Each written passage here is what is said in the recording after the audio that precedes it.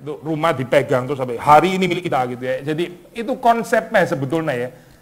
Ada dasar Alkitabnya ya. Maksudnya bahwa yang kita imani itu seperti sudah terjadi gitu ya. Karena itu dari perspektif itu bukan sepenuhnya salah. Yang salah adalah itu diterapkan kepada mobil mewah, diterapkan kepada rumah, diterapkan kepada suaminya orang lain dan seterusnya. Ini yang bikin masalah gitu maksudnya. Bukan konsep telahnya itu yang salah. Nah, kalau sudah membaca di dalam Alkitab ya, Maria itu memiliki iman meskipun ini kan dia belum mengandung gitu. Dia belum kalau sudah baca ini flow-nya secara kronologis kan sebelumnya itu kan Maria dan Elizabeth gitu ya. Terus kemudian perjumpaan dengan Elizabeth. Terus kemudian Maria menaikkan nyanyian pujian Magnificat ini. Baru setelah itu ayat 57 itu kelahiran Yohanes Pembaptis. Baru setelah itu bicara kelahiran Yesus Kristus gitu kan ya. Jadi belum kan sebetulnya ya. Tapi di dalam perspektif Maria yang profetik itu tadi ya, atau profetis, dia mengatakan bahwa Yang Maha Kuasa itu sudah melakukan perbuatan-perbuatan besar kepadaku. Ada perspektif iman kepada yang akan datang ya, bahwa janji Tuhan itu pasti gitu, nggak mungkin meleset di dalam hal ini ya. Kalau kita membangun kehidupan kita dari bawah dan bukan dari janji Tuhan, itu nggak ada kepastian gitu. Karena outcome-nya itu bisa berhasil, bisa nggak berhasil gitu ya. Tergantung saya kan ya. Kalau kita membangunnya dari bawah gitu. Tapi kalau kita membangun kehidupan itu berdasarkan janji Tuhan itu pasti di dalam hal ini ya. Kita percaya, kita bisa mengatakan seperti Maria, Yang Maha Kuasa telah melakukan perbuatan-perbuatan besar kepadaku gitu. Kita nggak mempersoalkan kalimat telahnya orang belum kok dibilang telah. Bukan itu saya persoalannya. Mungkin yang perlu kita pikirkan adalah perbuatan besar itu apa gitu. Perbuatan besarnya itu apa gitu. Kalau perbuatan besarnya adalah saya mendadak kaya raya dan sebagainya, ya kayaknya itu bukan Maria gitu. Perbuatan besar di situ ini maksudnya apa gitu dalam pengertian ini. Lalu kenapa menyebut perbuatan besar ya? Kenapa disebut besar? Di sini sudah melihat di dalam kalimat ini ya, Yang Maha Kuasa melakukan perbuatan besar. Rahmatnya turun-temurun atas orang yang takut akan Dia ya. Dan seterusnya dan seterusnya. Dan 48 yang tadi kita skip belum ini ya, belum tekankan lagi tapi kita sudah baca. Ia telah memperhatikan kerendahan hambanya. Ia telah memperhatikan kerendahan hambanya. Gini saya, Maria menyebut ini adalah perbuatan yang besar karena dia tahu dia sendiri itu orang kecil gitu. Cuma orang yang kecil bisa mengapresiasi perbuatan Tuhan itu sebagai perbuatan yang besar. Kalau kita merasa diri kita besar ya, kalau kita menempatkan diri kita itu di atas, kita sulit untuk mengatakan perbuatan Tuhan itu perbuatan yang besar. Kita anggap itu perbuatan yang wajar saja, sudah sepatutnya terjadi di dalam kehidupan kita. Karena apa? Ya karena memang kita memusisikan diri kita di tempat yang tinggi gitu. Ya orang yang memusisikan diri di tempat yang tinggi itu susah mengerti anugerah Tuhan sebetulnya gitu. Anugerah Tuhan itu selalu dianggap biasa oleh dia gitu. Tapi orang yang memusisikan dirinya di bawah, ini ya, yang merasa dirinya itu rendah, seperti Maria, kan? Ia memperhatikan kerendahan hambanya, ya, itu adalah orang-orang yang betul-betul berbahagia, gitu. Jadi kita bisa disebut berbahagia seperti Maria, ya, di dalam hal ini ya, yaitu waktu kita sendiri ini meletakkan diri kita itu rendah seperti Maria, gitu. Yesus itu turun sebagai bayi. Nah, ini berita Natalnya ya. Yesus lahir menjadi bayi. Itu dia turun ke tempat yang rendah gitu. Yang dihampiri itu orang-orang seperti Maria. Yang dihampiri itu orang-orang seperti gembala yang kita nggak tahu namanya gitu ya. Yang dihampiri itu adalah orang-orang yang nggak penting gitu. Orang-orang seperti Herodes, seperti Pilatus, seperti pemuka-pemuka agama itu nggak mendapatkan berita Natal gitu. Yesus turun ke tempat yang rendah gitu. Orang yang di atas nggak bisa lihat lagi gitu. Saya pernah share ini ya di kebaktian, mungkin sudah agak lama ya. Ada satu museum menarik, saya sampai lupa di mana tempatnya gitu ya. Ini apa? Salah satu museum di dunia inilah, sudah bisa cari sendiri gitu. Itu bikin seni instalasi. Kadang-kadang museum kontemporer ada ini ya, ada kayak tempat saudara nonton gitu loh. Film yang ditayangkan Itu sendiri adalah satu seni, maksudnya bukan film biasa ya. Kalau biasa nonton bioskop aja gitu, itu bukan museum tempatnya.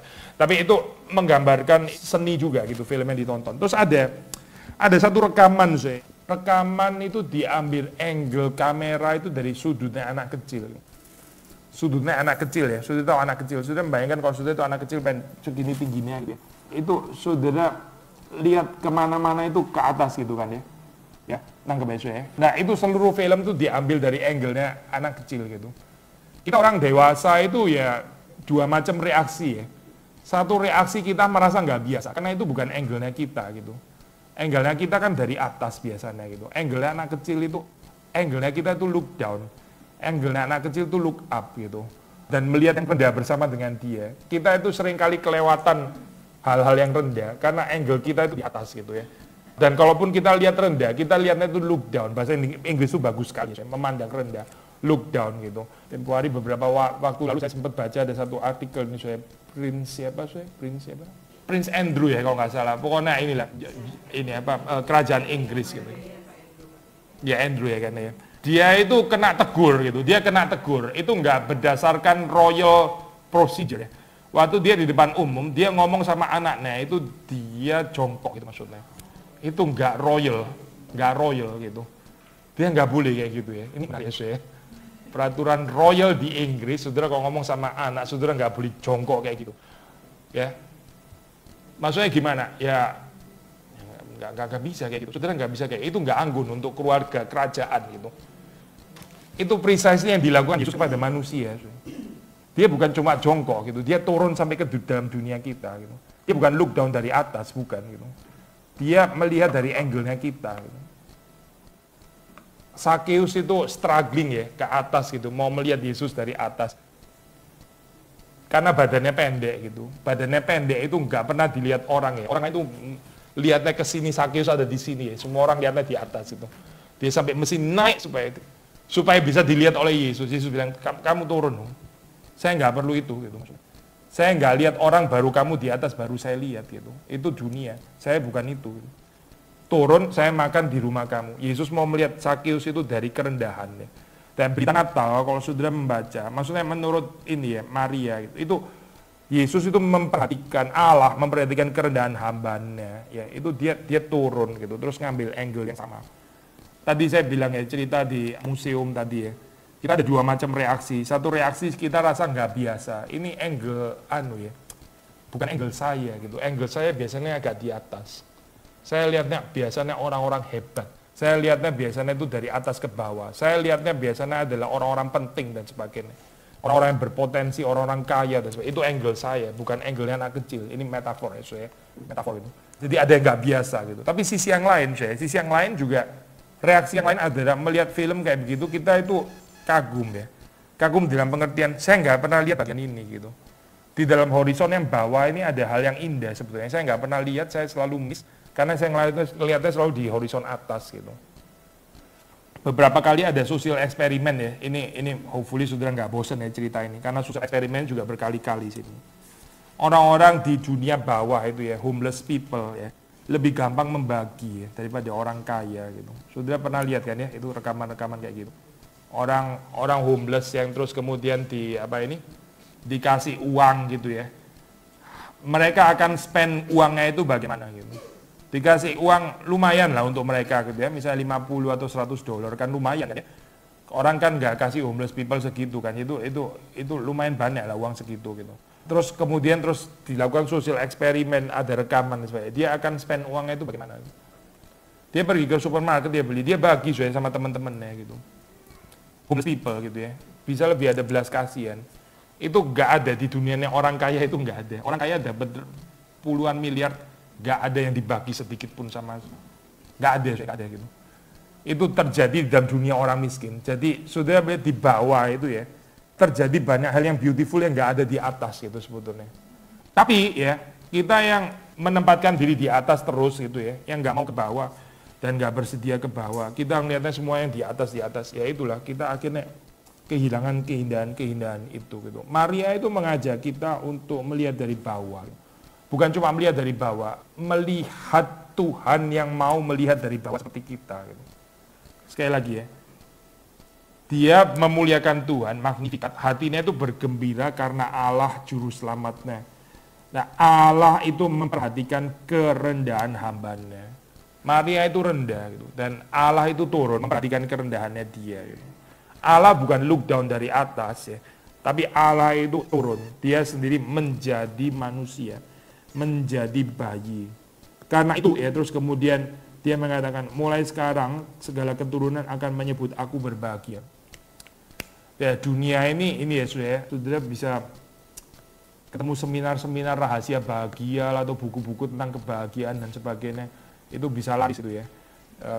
Saya taruh khotbah-khotbah saya di YouTube itu khotbah yang paling banyak ditonton itu adalah tentang kekhawatiran hidup. Itu betul-betul mengkhawatirkan untuk saya gitu. Jadi itu adalah khotbah yang paling laris didengar orang, khotbah saya maksudnya ya. Karena di Juan ini banyak orang khawatir, kepingin keluar daripada kekhawatirannya gitu ya. Pak Anton di Kebonjeruk, dia khotbahnya dia yang paling banyak itu adalah tentang damai.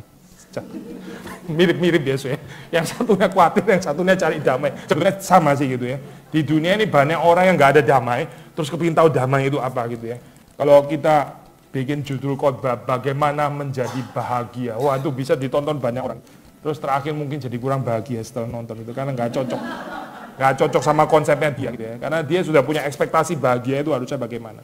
Di dalam ayat ke-48 ini ya, saudara melihat Maria itu disebut berbahagia. Disebut berbahagia itu karena apa? Karena dia yang kecil, dia yang rendah itu diperhatikan oleh Tuhan. Dia yang rendah, dia yang kecil itu diangkat oleh Tuhan di dalam hal ini ya. Dia bukan berbahagia karena dia merangkak dari bawah bisa ke atas, bukan gitu. Itu bukan Maria, saya bukan itu. Mungkin kita kali ya, gereja yang mau mengangkat dia elevated sampai ke atas gitu ya. Dia dari yang rendah kita angkat sampai ke atas dan seterusnya. Itu bukan Maria yang di dalam Alkitab. Maria yang di dalam Alkitab itu diangkat oleh Tuhan gitu, bukan diangkat oleh kita gitu, tapi diangkat oleh Tuhan dan dia pasif menyebut dirinya itu disebut berbahagia. Karena apa? Sekali lagi ya, karena Tuhan itu melakukan perbuatan-perbuatan yang besar.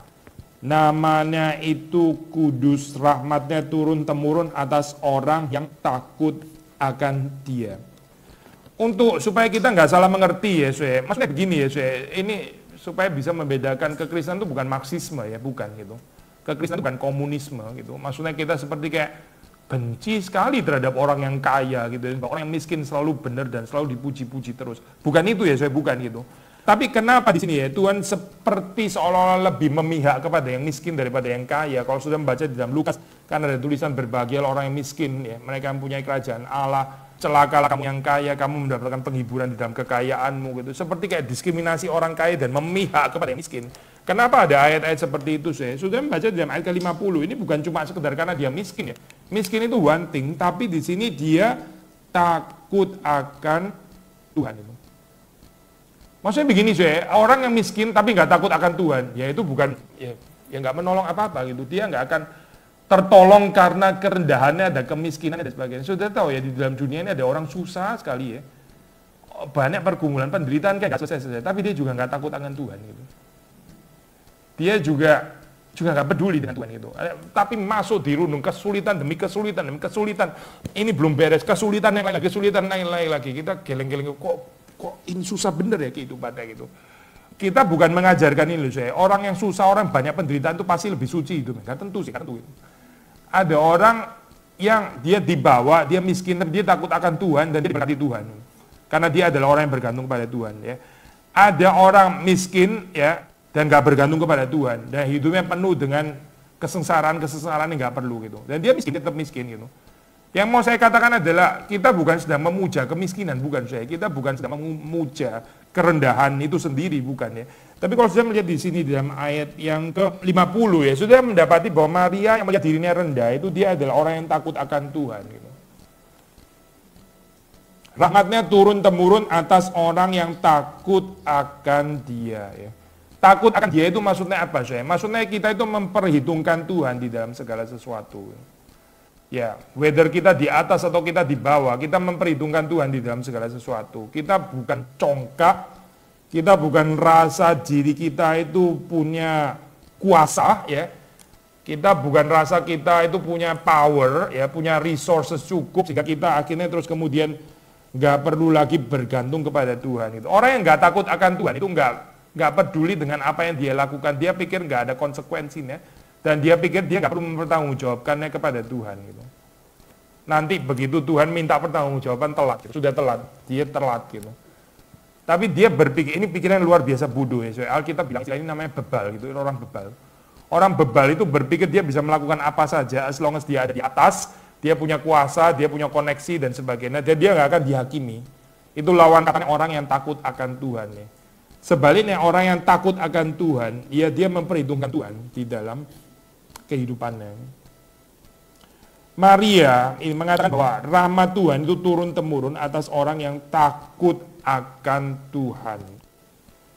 Ia memperlihatkan kuasanya dengan perbuatan tangannya dan mencerai-beraikan orang-orang yang congkak hatinya ya. Orang yang congkak hatinya, orang yang sombong, orang yang bergantung kepada kekuatannya sendiri. Itu lawan katanya berita Natal.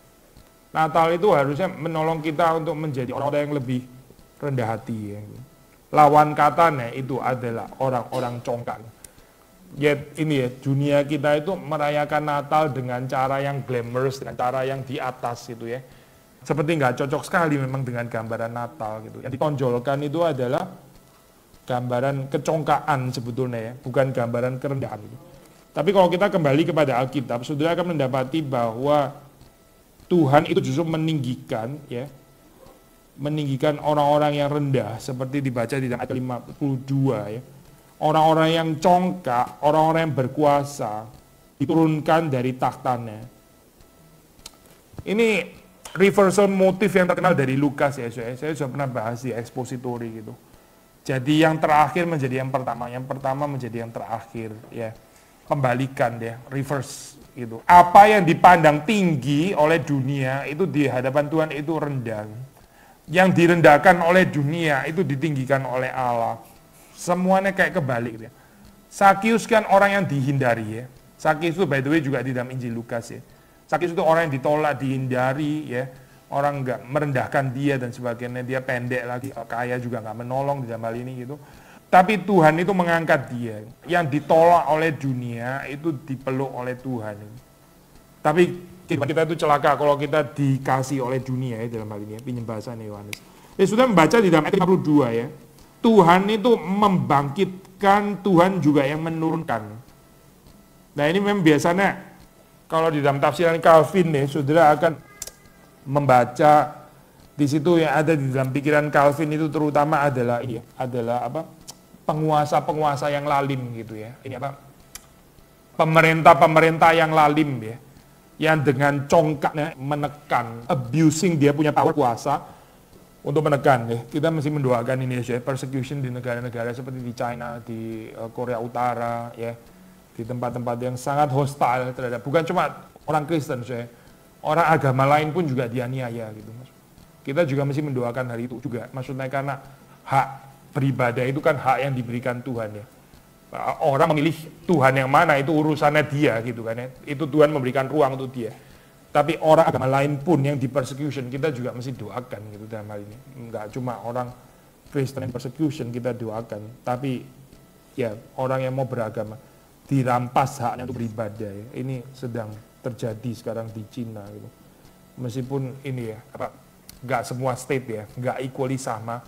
Ada state-state yang lebih sepertinya lebih toleran dan lebih memberikan kebebasan. Ada state yang very much hostile terhadap agama, bukan cuma terhadap kekristenan gitu. Kadang-kadang kalau kita melihat ini ya, melihat apa itu kesabaran Tuhan itu bisa seperti panjang sekali gitu. Ya, itu juga melatih kita untuk terus bergantung kepada Tuhan. Tuhan itu bukan orang congkak terus langsung di dalam 2 menit langsung kebanting gitu misalnya. Kalau gitu terus ya orang takut congkak lama-lama gitu ya. Dalam 2 menit dia kebanting masalahnya gitu. Bukan 2 menit ya, bisa 12 tahun gitu. Bisa 12 tahun baru dibanting oleh Tuhan gitu. Dan kita seperti rasa ini lama sekali gitu kan. Kita sudah nggak sabar dengan kecongkaan hatinya gitu. Kita sudah kepingin marah dan sebagainya. Kita nggak mengerti bijaksana Tuhan. Gitu. Tapi pada waktunya Tuhan akan menurunkan orang-orang itu kalau dia nggak bertobat. Maksudnya begini sih, kesempatan yang diberikan Tuhan kepada seorang untuk bertobat itu betul-betul panjang gitu. Kita ini pendek kasih kesempatannya. Tuhan tuh kasih kesempatan panjang. Selain itu ya, Tuhan juga membiarkan orang-orang seperti itu untuk menumpuk kejahatan di atas kepalanya gitu. Sehingga waktu Tuhan murkanya itu sudah pas gitu. Memang betul-betul layak dimurkai. Karena orang itu menimbun kecongkaan ya di atas kepalanya gitu. Sehingga waktu Tuhan menghukum ya sudah pas, sangat patut untuk dihukum gitu dalam hal ini ya. Kita di dalam kehidupan ini seringkali membalas berlebihan daripada yang kita disakiti atau apa gitu ya. Orang menyakiti kita apa, kita ngomongnya lebih kasar daripada yang menyakiti gitu ya. Ada orang nyerempet mobil yang nyerempet yang ngamuk-ngamuk gitu misalnya ya. Sampai yang diserempet loh, ini gimana sih, ini reversal motif ala dunia gitu ya. Ini kok jadi kebalik kayak begini gitu. Kita itu seringkali membalas lebih daripada yang seharusnya itu. Tuhan itu bukan membalas setimpal. Tuhan itu membalas kurang daripada setimpal gitu. Dan itu yang kita seringkali sulit mengerti ya gitu. Kesabaran Tuhan menanti orang bertobat, tapi juga sekaligus di saat tertentu pembiaran Tuhan, orang itu silakan terus menuai kebinasaan di dalam kehidupan. Itu menakutkan sebetulnya gitu. Tapi kita yang meskipun di dalam kehidupan kita bisa mengalami penindasan, ya, bisa penghinaan, direndahkan dan sebagainya. Tapi kita itu disebut berbahagia ya. Kalau kita bisa tetap memelihara hati yang takut akan Tuhan. Kadang-kadang Tuhan mengizinkan kita itu dihina, direndahkan ya, dipandang sebelah mata dan sebagainya. Untuk menguji kita itu betul-betul rendah hati atau tidak gitu. Maksudnya buat kita itu penerimaan dunia itu penting nggak sih sebetulnya gitu. Pujian daripada orang lain itu pentingkah gitu. Maksudnya itu lebih penting daripada penyertaan Tuhankah gitu. Kalau kita bilang itu nggak penting, berarti kita nggak harusnya terlalu sakit kan? Sudah masih bisa ngikutin ya. Mungkin paling nggak ngikutin secara pikiran ya, ngikutin secara perasaan lebih susah, saya tahu gitu. Apalagi untuk kaum ibu lebih susah lagi gitu ya. Tapi ngikutin secara pikiran dulu lah paling nggak ya. Kalau kita bilang ya, pujian dari Tuhan itu cukup ya, kemuliaan yang dari Tuhan itu cukup. Berarti saya nggak perlu ini kan ya. Manusia mau merendahkan, mau menghina, ya kan nggak terlalu sensitif gitu loh ya, nggak terlalu menusuk gitu ya. Saya bukan bilang nggak sakit sama sekali batu kali lu gitu ya. Kita sih pasti ada sakitnya, nggak bisa dihindari itu ya.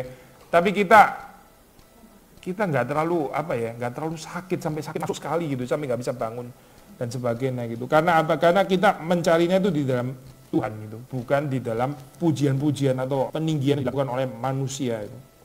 Jadi sekali lagi ayat 52, Tuhan itu menurunkan orang-orang yang berkuasa dari tahtanya. Dia meninggikan orang-orang yang rendah. Maria di sini jelas sekali dia melihat dirinya itu sebagai orang yang rendah, yang ditinggikan oleh Tuhan. Orang-orang yang berkuasa di tahtanya ya, ada Herodes lah, ada siapa. Atau perhaps pemuka-pemuka agama itu juga ya, yang congkak. Orang-orang, even orang-orang yang merasa dirinya Yahudi gitu misalnya ya. Kalau di dalam zaman Yesus, itu Injil Lukas karena ada membahas tentang orang Samaria ya. Ya. Perumpamaan orang Samaria yang baik hati. Ya, imam nggak bisa berbaik hati, orang Levi nggak bisa berbaik hati, tapi orang Samaria yang justru berbaik hati. Ini kan penjungkir balikan motif gitu ya. Orang Samaria yang dibawa, yang direndahkan oleh orang Yahudi justru diangkat oleh Tuhan gitu. Orang Yahudi yang selalu rasa bangga dengan Torah mereka, dengan pengenalan mereka akan Tuhan justru direndahkan. Jadi ini bukan cuma bicara tentang politik ya. Kuasa di sini bukan cuma bicara politik. Ini bisa bicara kuasa agama juga. Bisa bicara tentang kuasa uang, maksudnya kuasa kekayaan ya. Bisa bicara kuasa apa saja, nggak harus cuma di dalam satu dimensi politik tok misalnya ya. Atau cuma tentang negara. Ini bisa tentang kekayaan, tentang uang, tentang status sosial, tentang popularitas, tentang macam-macam lah saya di dalam hal ini ya. Tapi intinya sekali lagi ya, Tuhan akan menurunkan orang-orang yang merasa dirinya berkuasa, itu dari takhta kemuliaannya yang fana itu ya. Dan dia akan meninggikan orang-orang yang rendah.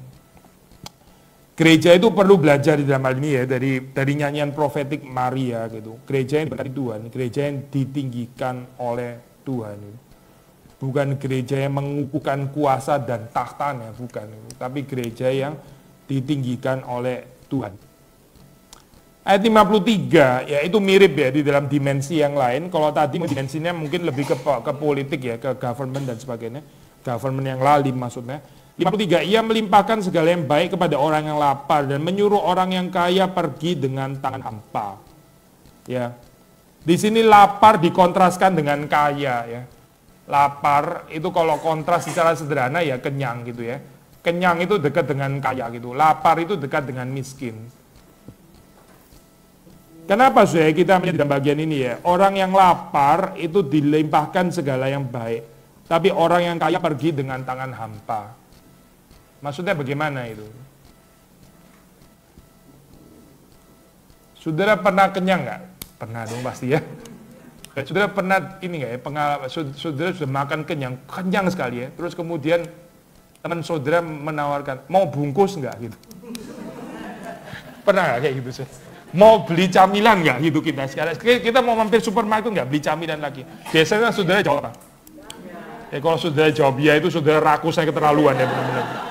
Saya percaya 99% orang akan bilang enggak gitu maksudnya. Karena apa? Karena waktu kita kenyang, kita rasa kita nggak perlu makanan lagi kan, betul nggak sih? Waktu saudara kenyang, itu saudara rasa, sudah saya nggak mau lagi, sudah enak. Saya malah kok bisa kepingin muntahin sebagian sekarang gitu kan ya. Misalnya itu kalau makanannya saya terlalu kenyang gitu ya. Kita biasanya males banget dikasih makanan lagi. Padahal apa sih? Padahal 3 jam lagi mungkin sudah mulai lapar lagi gitu ya. Terus nyesel, kenapa martabak gak gua terima aja gitu kan ya. Kenapa? Oh kenapa gitu, sekarang mulai lapar lagi gitu. Atau apalagi kalau nunggu sampai besok waktu bangun pagi, sudah pasti lapar itu gitu kan ya. Terus kita mulai nyesel, kenapa kemarin gak ada bungkusan itu gitu misalnya. Intinya adalah ini yang kita mau katakan adalah waktu orang itu kenyang ya, itu dia bisa merasa nggak membutuhkan apa-apa gitu. Nah itu confirmed by our everydayness ya. Saya bukan mengatakan mulai sekarang kenyang pun terima, bukan itu ya saya. Ini bukan message saya, bukan itu. Ini cuma pinjam ilustrasi untuk mau mengatakan bahwa orang yang kenyang itu susah untuk terima lagi gitu maksudnya, karena dia sudah kenyang gitu. Kenyangnya itu padahal akan berubah menjadi lapar itu yang dia nggak sadari gitu ya, dia nggak bisa antisipasi. Nah, perasaannya sekarang lagi kenyang, orang mau ini enggak ini untuk besok, enggak besok urusannya, kesusahan sehari untuk sehari, besok saya cari sendiri lebih seger makanannya gitu ya. Untuk besok pun kita nggak bersedia untuk mengantisipasi karena kita sedang kenyang, pokoknya kenyang ya itu kenyang gitu. Besok saya lapar, saya nggak tahu loh itu urusannya besok lapar dan nanti kita cari makan lagi gitu kan ya. Jadi waktu di dalam keadaan orang itu kenyang, kaya, di atas, tinggi dan sebagainya ya, itu memang dia itu susah, saya menerima segala yang baik itu susah gitu. Tapi kalau orang di bawah, ya kalau orang itu lapar, kalau orang itu miskin, dia itu gampang menerima rahmat Tuhan. Dia itu gampang menerima anugerah Tuhan. Sebetulnya yang paling menakutkan dengan kekayaan itu kan itu kan ya. Waktu di atas, saudara nggak bisa lagi menerima gitu. Waduh itu betul-betul celaka saya gitu. Nggak bisa lagi menerima gitu. Berkat Tuhan itu bukan nggak ada, tapi nggak bisa masuk ke dalam kehidupan orang itu. Karena dia sudah di atas gitu. Dia sudah kenyang, dia ditawarin lagi makanan sama Tuhan. Saya nggak perlu, saya sudah kenyang gitu ya, saya sudah kenyang. Di dalam hal ini, sudah membaca di dalam ayat yang ke-53 ya, ia melimpahkan segala yang baik kepada orang yang lapar, ya, orang yang kaya disuruhnya pergi dengan tangan yang hampa. Nggak ada lagi pemberian dari Tuhan gitu. Dia sudah terlalu penuh tangannya gitu. Sudah nggak bisa lagi menerima. Bukan cuma itu ya, dia pergi dengan tangan hampa, tangan kosong. Gitu. Yang membuat sesuatu itu kosong ada meaningful, ya ada artinya itu apa sih? Kalau kita bisa menghayati kehidupan ini diberikan oleh Tuhan. Sekali lagi ya, kalau saudara bisa menghayati kehidupan ini pemberian Tuhan, ya, itu saudara nggak akan rasa kosong kehidupan ini. Kosong itu bukan tergantung saudara ada apa atau nggak ada apa. Saudara nangkep poin ini ya. Ini saya sekarang di sini ada apa soalnya? Ini ada air kan, ada gelas itu. Ada atau nggak ada? Ada kan ya? Nah ini ya, ini saya bisa menghayati ini pemberian itu, lalu saya bisa menikmatinya atau saya melihat ini sebagai sesuatu yang bukan pemberian. Nah, ya. Kalau saya melihat ini pemberian, ya itu hidup saya itu nggak hampa gitu. Tapi kalau saya melihat ini bukan sebagai pemberian, ini saya ngambil yang ngambil juga saya sendiri kok, yang mau juga saya. Even diambilin orang lain, yang suruh kan saya gitu sebetulnya. Ini semua karena saya yang mau, makanya akan ada di sini. Nah ini loh, hidup kayak gini nih kosong sebetulnya gitu. Saudara bisa punya anak ya, bisa punya suami dan sebagainya, tapi bisa tetap kosong gitu. Padahal ada kan, bukan nggak ada kan? Ada loh, ada suami, ada anak, tapi kosong ya. Ada rumah besar, kosong. Kenapa ya gitu? Kosong itu bukan karena ada rumah atau nggak ada rumah. Terus kalau ada rumah berarti nggak kosong. Kalau nggak ada rumah kosong. Bukan itu, bukan itu. Kosong itu karena kita gagal ya menikmati kehidupan ini sebagai pemberian Tuhan. Itu bikin jadi kosong. Gitu. Kalau saudara melihat suami itu bukan sebagai pemberian Tuhan, itu hidup kosong sebetulnya gitu. Bukan lihat sebagai pemberian Tuhan, saudara melihat itu pemberian setan gitu, lebih kosong lagi gitu. Setan benar-benar ini gitu ya. Ada lu itu ada setan di rumah gitu misalnya, ini paling kosong lah itu. Cuma kosong lagi, ada setan gitu ya. Itu celaka kehidupan, cicipan neraka kayak gitu ya. Kalau saudara lihat anak itu bukan sebagai pemberian Tuhan ya, tapi pemberian suami yang cenderung menjadi beban itu misalnya kan ya. Dan seterusnya dan seterusnya. Kita nggak melihat itu sebagai anugerah Tuhan. Kita anaknya banyak bisa kosong loh, saya kosong. Malah kita rasa hidup berarti kalau nggak ada anak, jangan-jangan gitu ya. Itu hidup lebih bahagia kalau nggak ada anak. Lu semua keluar studi sana, pergi ke luar negeri, lu ke Afrika, ke Zimbabwe sekalian sana atau gimana, supaya nggak usah balik lagi dan sebagainya. Kita rasa hidup kita itu kosong karena kita gagal acknowledge, karena kita gagal menghayati kehidupan itu adalah pemberian Tuhan. Maria itu menerima Yesus Kristus ya bayi, itu bukan karena hubungan seks dengan Yusuf, itu natural ya, biasa gitu ya. Saya bukan mengatakan orang yang mendapatkan anak karena hubungan seks terus jadi nggak bisa bersyukur, bukan itu poin saya. Tapi ini seperti sesuatu yang sudah pasti Maria itu harus menghayati itu sebagai berkat Tuhan gitu. Karena ini bukan hasil hubungannya dia dengan Yusuf loh ini.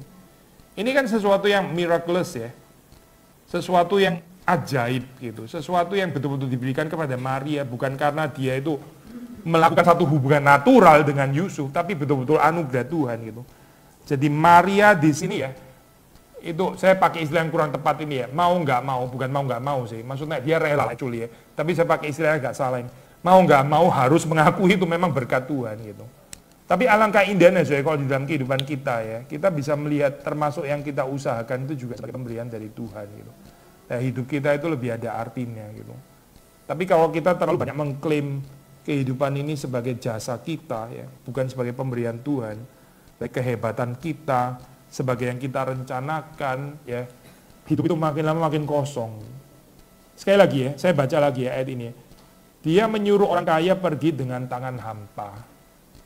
Orang kaya itu nggak hampa loh hidupnya, sudah tahu kan ya? Maksudnya tangannya kan nggak hampa sebetulnya. Sudah tangkap nggak sih paradoks ini? Orang kaya kan kaya, dia punya banyak harta dong, saya. Tapi dia menyuruh orang kaya pergi dengan tangan hampa. Ya, maksudnya apa gitu? Kamu boleh memiliki banyak hal gitu, tapi kalau kamu nggak mau mengaku itu sebagai pemberian Tuhan, ya sudah kamu hampa hidupnya gitu. Kekayaanmu itu hampa sebetulnya gitu, nggak ada artinya. Kamu nggak bisa menikmati kok. Gitu. Kasihan ya saya orang seperti itu ya. Dia cari lebih tinggi, makin tinggi, akhirnya hidupnya tetap kosong. Dulu pernah ada satu cerita ini saya, cerita yang sangat-sangat tragedi ya. Orang itu dalam kehidupannya itu dia itu berhasil terus gitu, dia juara terus. Dari kecil dia tuh selalu juara, dia nggak tahu apa itu kegagalan gitu. Tapi dia berhasil sampai ke atas, akhirnya dia terakhir dia bunuh diri gitu. Dia bunuh diri kenapa? Karena dia iri sama orang yang punya pengalaman gagal. Aneh nggak sih saya? Ini aduh bener-bener ya. Sementara banyak orang iri sama dia iri, kenapa hidup saya nggak normal kayak gini? Kok saya kesandung pun nggak pernah gitu misalnya gitu ya. Kok saya ini nggak pernah gagal gitu. Kenapa saya ini sukses terus? Intinya adalah orang sukses itu bisa hampa gitu maksudnya. Orang sukses kalau dia nggak melihat itu sebagai pemberian dari Tuhan, itu hidupnya bisa kosong. Jadi kesuksesan, keberhasilan itu nggak membawa seseorang keluar dari kehampaan, tidak. Tetap bisa di dalam kehampaan. Yang membawa orang keluar dari kehampaan hidup itu adalah belajar melihat kehidupan ini sebagai karunia Tuhan, sebagai anugerah Tuhan. Natal itu anugerah Tuhan. Yesus diberikan kepada kita itu anugerah Tuhan. Kita bisa melayani Tuhan, itu anugerah Tuhan. Saudara bisa menikah, punya anak yang menikah ya, itu anugerah Tuhan. Saudara yang nggak perlu menikah, itu juga anugerah Tuhan. Gitu. Itu juga pemberian daripada Tuhan. Saudara ada kebebasan tersendiri dalam kehidupan, itu anugerah Tuhan. Gitu. Yang punya karunia ini anugerah Tuhan, yang punya karunia itu juga anugerah Tuhan. Dua-duanya anugerah Tuhan. Yang dikaruniakan anak itu anugerah Tuhan, yang nggak dikaruniakan anak itu juga anugerah Tuhan. Ya, ada orang nggak dikaruniakan anak, dia bebas sekali melayani Tuhan, itu betul-betul anugerah Tuhan, loh. Tapi yang ada anak juga anugerah Tuhan, dia bisa melayani anak-anaknya, bisa melihat bagaimana anak itu bertumbuh di dalam Tuhan, itu anugerah Tuhan. Gitu. Semuanya anugerah Tuhan. Nah, kehidupan yang seperti itu, kita percaya akan bebas daripada kehampaan. Ya. Ia menolong Israel hambanya, karena ia mengingat rahmatnya. Ayat 54 ini penting, karena ini mungkin poin klasik ya.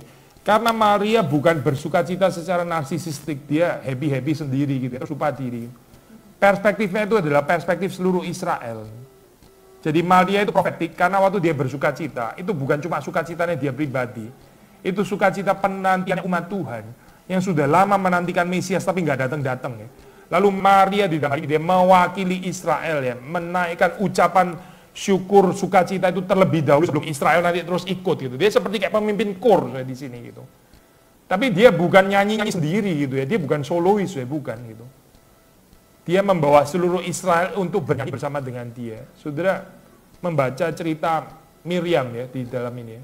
Apa itu? Di dalam perjanjian lama ya. Dia yang pimpin ya.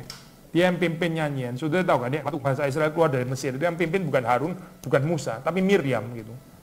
Miriam itu memimpin, tapi dia bukan sukacita dia sendiri gitu. Dia sukacitanya itu sukacita komunal gitu. Dia mengajak seluruh Israel untuk bernyanyi bersama dengan dia, memuji Tuhan gitu. Karena kebesaran Tuhan gitu. So, kalau kita mau tahu sukacita yang betul-betul dalam ya, sukacita yang penuh, itu saya kemarin minggu baru share itu ya. Ini ngomong aspek yang lain lagi. Sukacita yang penuh itu adalah sukacita yang bukan saya sendiri, tapi sukacita itu komunal. Kalau kita bisa ada sukacita ya, yang bisa dirasakan oleh seluruh keluarga gitu, dirasakan oleh seluruh gereja ya, daripada sukacita kita sendiri, dirasakan oleh seluruh bangsa, oleh masyarakat gitu ya, itu hidup lebih bahagia, hidup itu lebih ada sukacita. Sukacita sendiri itu terbatas gitu. Saudara senang-senang sendiri, yang lain nggak bisa senang, ya itu terbatas gitu. Kita mau sukacita yang ada resonan, seperti Maria ini loh. Dia mengatakan, ia menolong Israel hambanya karena ia mengingat rahmatnya. Dia nggak terus lupa, terus kemudian ini pokoknya yang penting saya sukacita, saya rendah, saya ditolong Tuhan, saya ditinggikan Tuhan. Remain individually kayak begini ya. Itu bukan Maria, bukan gitu. Maria itu punya perspektif komunal. Ia menolong Israel hambanya, ia mengingat rahmatnya. Kalau di sini Maria ngomong, dia cuma mewakili saja gitu. Sudah dari awal itu sebetulnya dia memuji Tuhan. Dia tahu ini yang memuji sebetulnya bukan cuma saya, tapi seluruh Israel memuji Tuhan. Johann Sebastian Bach waktu tulis Magnificat itu ya, saya nggak tahu ya, saya mesti pelajari lagi. Tapi saya pikir dia menangkap sesuatu ya dalam hal ini ya, karena dia mulai Magnificat pertama itu pakai polifon, maksudnya itu kor gitu. Bukan Maria nyanyi sendiri gitu ya. Ada bagian-bagian tertentu Maria nyanyi sendiri, betul. Misalnya et exultavit itu dia itu sopran, Maria nyanyi sendiri gitu ya. Jiwaku bersorak-sorai dan sebagainya. Itu bagian solo sopran gitu. Tapi waktu dia memulai seluruh karya Magnificat, itu kor yang nyanyi gitu. Saya pikir dia mengerti sesuatu ya di dalam hal ini ya. Karena ini bukan nyanyian pribadi gitu. Ini nyanyian seluruh umat Israel. Ya. Yang kalaupun Maria mengatakan jiwaku, ku singular, ku-nya itu adalah ku yang komunal sebetulnya gitu. Bukan ku individual, tapi ku-nya itu ku Israel maksudnya gitu. Dia mewakili Israel. Dan itu ternyata dengan ayat yang ke-54 ini ya.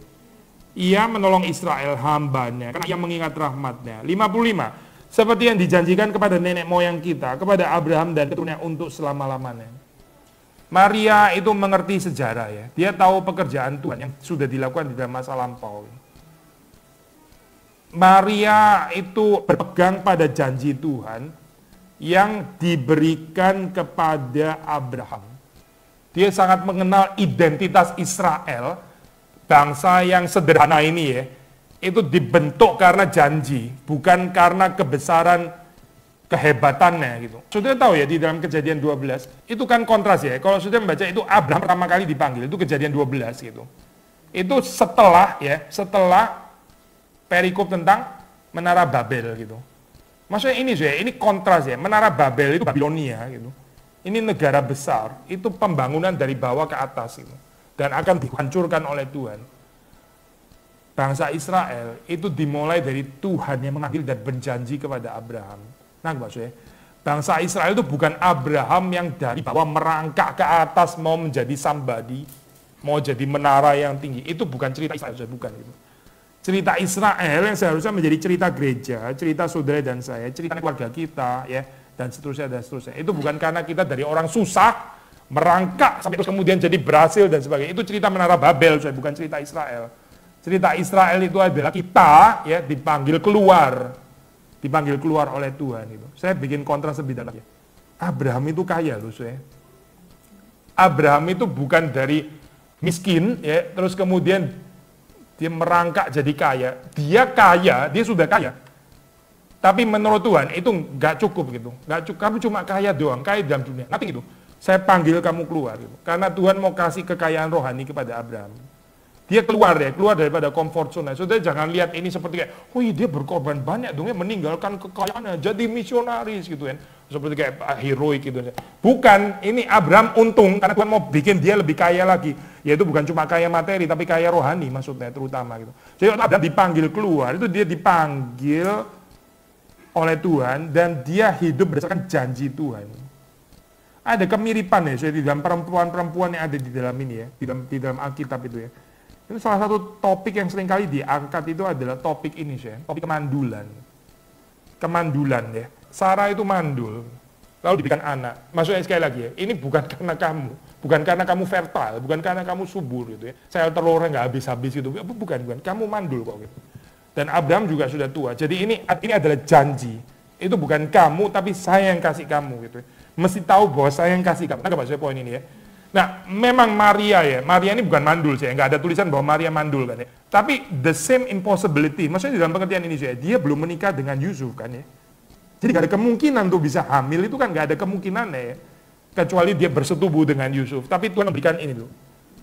Kristus Juru Selamat ini ya, diberikan kepada Maria. Itu berarti pure grace.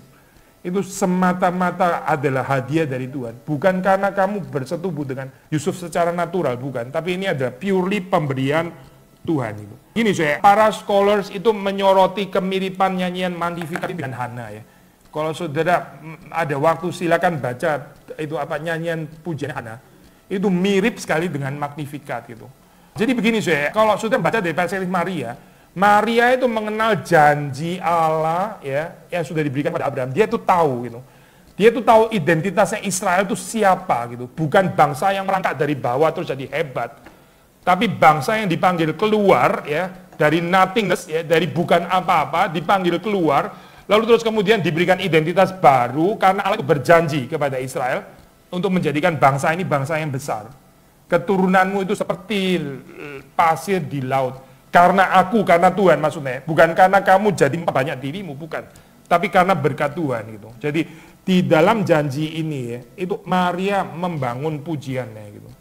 Jadi dia jelas sekali Abraham itu siapa, Allah itu Allah yang berjanji, Israel itu identitasnya di dalam Abraham, dan tambah satu lagi saya, dia juga mengenal nyanyian pujian Hana.